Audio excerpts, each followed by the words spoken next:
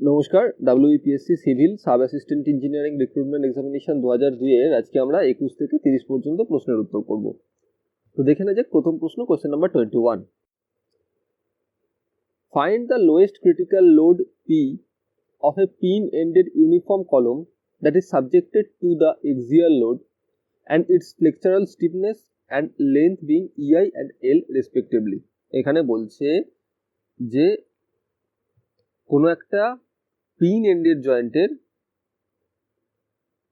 Lowest critical load P এর মান কত হবে, যেখানে এর ফ্লেক্সারাল স্টিফনেস হচ্ছে ইআই আর লেন্থ হচ্ছে এল। তো প্রথমে অপশান দেখে নেবেন। Option A, P is equal to pi square EI by L square.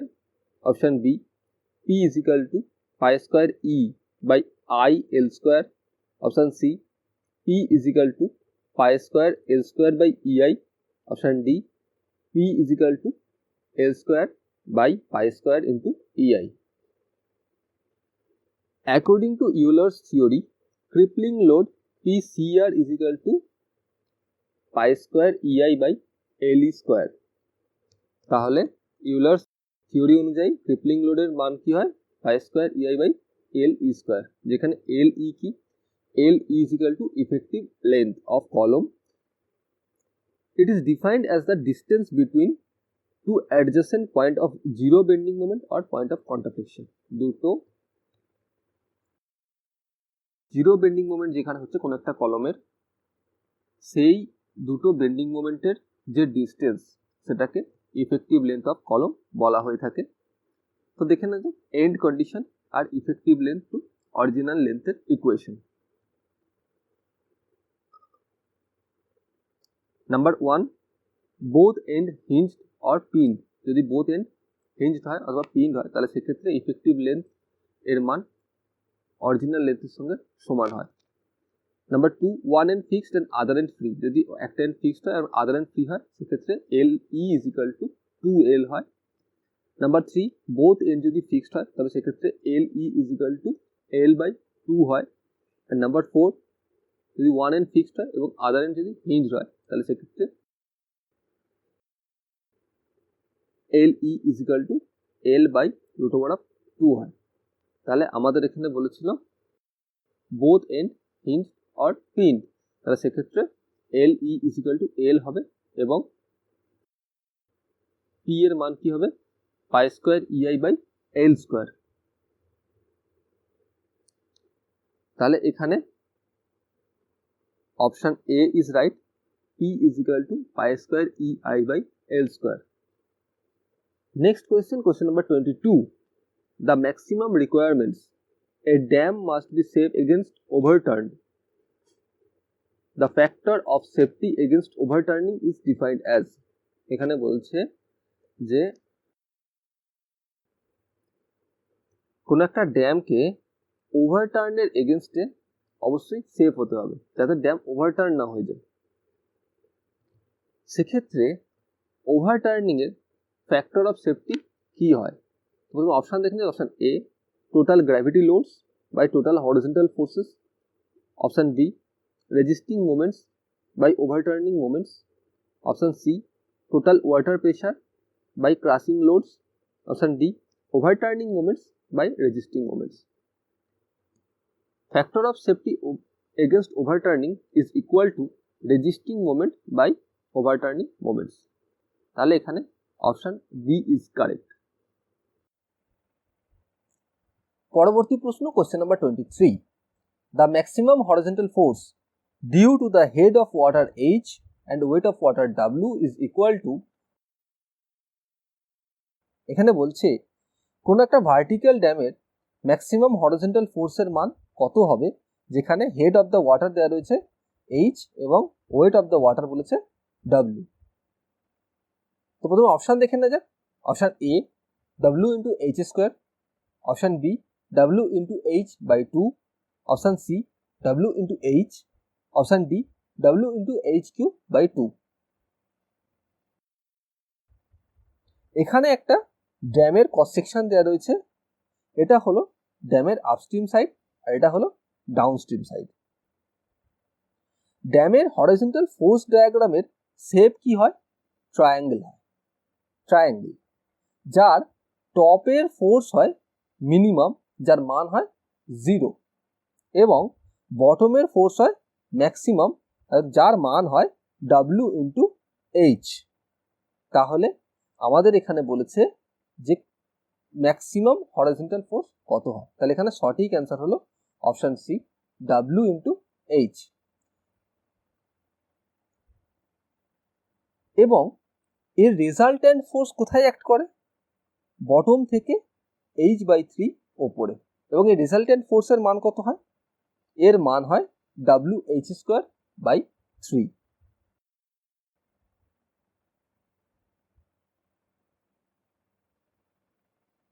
Next question number 24.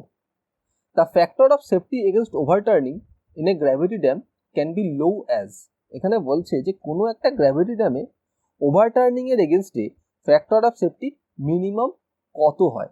তো প্রথমে অপশন দেখে নিই। Option A 1.5, option B 2, option C 2.5, option D 3। এখানে সঠিক অ্যান্সার হলো অপশন এ 1.5। ওভারটার্নিং এর এগেনস্টে ফ্যাক্টর অফ সেফটির মান 1.5 এর কম হতে পারে না। পরবর্তী প্রশ্ন, question number 25। For no tension to develop in a gravity dam the resultant force show always be within or. এখানে বলছে কোনো একটা গ্র্যাভিটি ড্যামে রেজাল্ট্যান্ট ফোর্স কোথায় অ্যাক্ট করলে ড্যামে কোনো টেনশন ডেভেলপ হয় না। তো প্রথমে অপশন দেখে নিই। Option A at the corner of the base of the dam, option B a few meter away from the vertical side of the dam, option C middle third of the base width of the dam, option D close to the corner of the base। তো এখানে সঠিক উত্তর হলো option C, middle third of the base with of the dam. কোনো একটা ড্যামের base উইথের middle থার্ডে যদি সেই ড্যামের রেজাল্ট্যান্ট ফোর্স অ্যাক্ট করে তবে তাতে কোনো টেনশন ডেভেলপ হয় না। এই একই টাইপ প্রশ্ন আমরা WPSC 2003-এর পার্ট 1-এও দেখেছি। পরবর্তী প্রশ্ন, question number 26। The moisture content at which the maximum dry density of a soil obtained is called. এখানে বলছে যে ময়েশ্চার কন্টেন্টে কোনো একটা সয়েলের ড্রাই ডেন্সিটি ম্যাক্সিমাম হয় সেই ময়েশ্চার কন্টেন্টকে কি বলা হয়? তো প্রথমে অপশন দেখে নেই। Option A natural moisture content, option B minimum moisture content, option C maximum moisture content, option D optimum moisture content. এখানে সয়েলের কম্প্যাকশন কার্ভ ড্র করা হয়েছে, যার এক্স অ্যাক্সিস বরাবর রয়েছে ময়েশ্চার কন্টেন্ট এবং ওয়াই অ্যাক্সিস বরাবর ড্রাই ডেন্সিটি। এখন দেখা যাচ্ছে যে ময়েশ্চার কন্টেন্ট বৃদ্ধি পাওয়ার সাথে সাথে ড্রাই ডেন্সিটিও বৃদ্ধি পাচ্ছে। একটা সার্টেন ময়েশ্চার কন্টেন্টে ড্রাই ডেন্সিটি ম্যাক্সিমাম হয় এবং ময়েশ্চার কন্টেন্ট বাড়ানো হলে, তারপরে যদি ময়েশ্চার কন্টেন্টকে আরও বাড়ানো হয় তাহলে ড্রাই ডেন্সিটি হ্রাস পেতে শুরু করে। যে পয়েন্টে ড্রাই ডেন্সিটি ম্যাক্সিমাম হয় সেই পয়েন্টে ওয়াটার কন্টেন্টকে বা ময়েশ্চার কন্টেন্টকে অপটিমাম ময়েশ্চার কন্টেন্ট বলা হয়ে থাকে। তাহলে যে পয়েন্টে ড্রাই ডেন্সিটি ম্যাক্সিমাম সেই পয়েন্টকে অপটিমাম ময়েশ্চার কন্টেন্ট বলা হয়ে থাকে, বা এটাকে OMCও বলা হয়। তাহলে এখানে সঠিক অ্যান্সার হলো option D, optimum moisture content. Next question, question number 27। The quality of subgrade is termed as excellent if its maximum density varies between। এখানে বলছে যে ম্যাক্সিমাম ডেন্সিটি কত হলে কোন একটা সাবগ্রেডের কোয়ালিটিকে এক্সেলেন্ট কোয়ালিটি সাবগ্রেড বলা হবে। তো প্রথমে অপশন দেখে নিই। Option A 1.2 to 1.4 gram per CC, option B 1.3 to 1.5 gram per CC, option C 1.7 to 1.8 gram per CC, option D above 2 gram per CC. Maximum density gram per সিসির বেশি হলে সেই সাবগ্রেডের কোয়ালিটিকে এক্সেলেন্ট বলা হবে। কারণ packed wait স্যান্ডের density above 2 gram per CC হয়। It is 2.082 gram per CC approximately হয়ে থাকে। সেই জন্যে এখানে সঠিক অ্যান্সার হলো option D, above 2 gram per CC. Next question number 28. As recommended by Indian Road Congress, for heavy duty road, the percentage wear of road stone should not exceed. এখানে বলছে IRC recommendation অনুযায়ী heavy duty রোডের road স্টোনের percentage wear maximum কত হয়? তো প্রথমে option দেখে নিই। Option A 6, option B 10, option C 11, option D 12।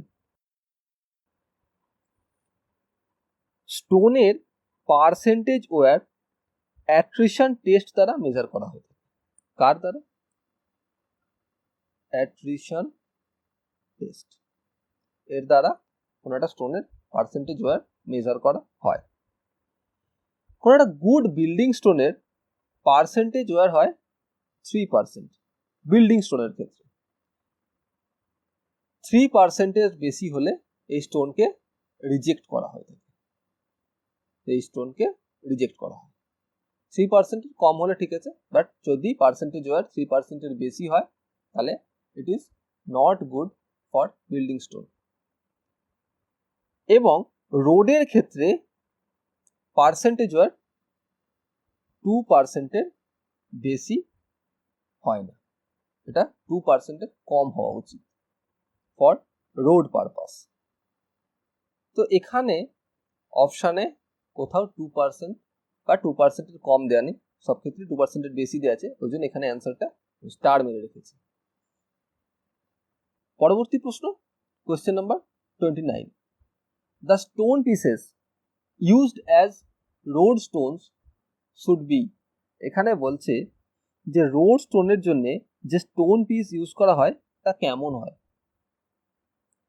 তো প্রথমে অপশান দেখে নিন। Option A flaky in shape, option B cubical in shape with sharp well defined edges, option C spike like shapes, option D round in shape.